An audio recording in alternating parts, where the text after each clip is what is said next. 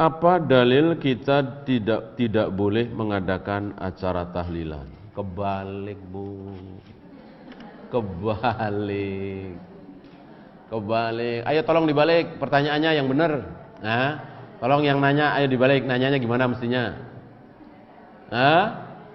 Iya. Mana dalil tahlilan itu ada dalam Islam? Gitu, jangan dibalik.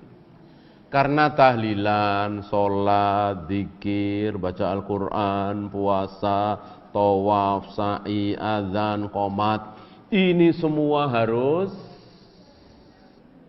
apa?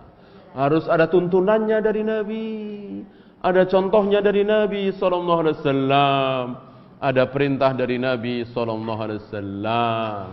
Kan ibadah. Hukum asal ibadah apa, masih ingat? Haram.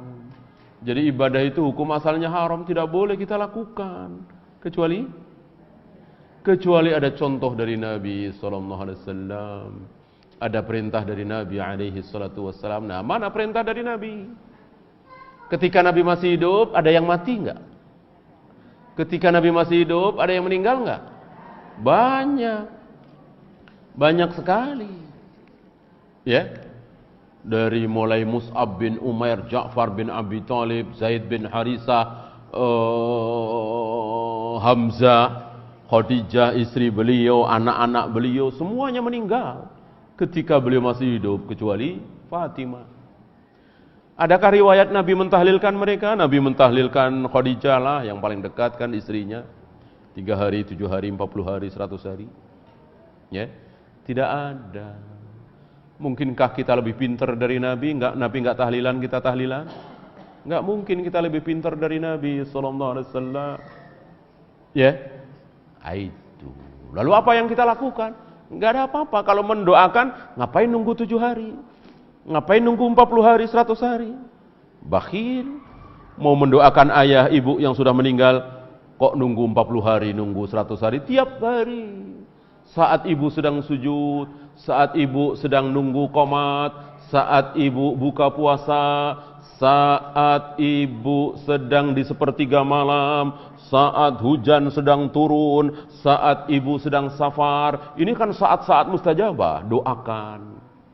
Ampuni ayahku ya Allah, ampuni ibuku ya Allah, Allahumma ighfir lahu warhamhu wa'afihi wa'fu anhu. Begitu. Jangan nunggu 7 hari, 40 hari, 100 hari. Yang dilakukan oleh Nabi dan para sahabat ketika ada yang meninggal cuman 4. Yang Nabi lakukan terhadap seorang mayat cuman 4. 1, dimandikan. 2, dikafani. 3, disolati. Terakhir, dikuburkan. Selesai. Jika ada yang memberikan tausiah di atas kubur selesai penguburan, boleh. Tidak ada juga enggak apa-apa. Setelah itu pulang, selesai. Meja, kursi, segala macam letakkan di tempat semula. Jangan berlama-lama membikin tanda kematian itu. Ya. Yang biasanya kerja ke kantor, ini enggak ke kantor. Yang biasanya dagang karena ayahnya meninggal, sekarang enggak dagang. Boleh. Berkabung namanya.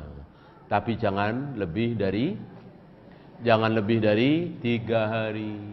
Jadi hari keempat harus ke kantor lagi, harus ke sawah lagi, harus berdagang lagi. Jangan lebih, kecuali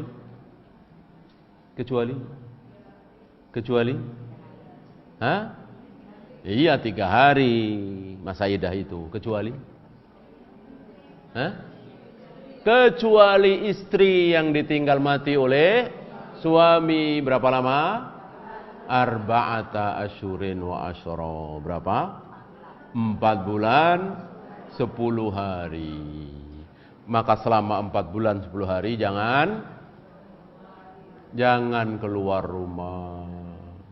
Jangan berdandan, jangan menerima lamaran, apalagi nikah. Ya. Dan yang laki-laki tidak boleh melamar kecuali dengan sindiran. Dengan sindiran boleh kalau suaminya sudah meninggal. Tapi kalau suaminya masih hidup, baru dicerai, masa iddah belum habis, nggak boleh, sindiran juga nggak boleh. Ya, udah jelas, saya tahu fulana sudah diceraikan oleh suaminya. Saya mau menikahi, tapi baru 3 minggu, saya sindir-sindir. Ya, saya SMS, janda itu saya sindir-sindir, nggak boleh. Tapi kalau suaminya sudah meninggal, boleh saya sindir-sindir. Terus terang, mau kamu jadi istri saya, nggak boleh. Ini terus terang namanya.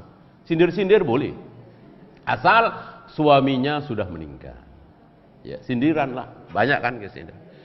Nanti kalau masa iddah habis, bilang-bilang abang ya. Nah, kira-kira begitulah ya. Itu kan agak sindiran ya. Itu bisa aja begitu ya.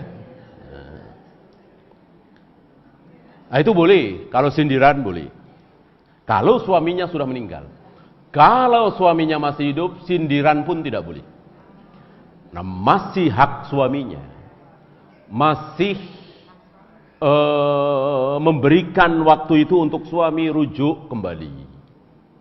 Wa bu'ulatuhunna ahaqqu biraddihinna.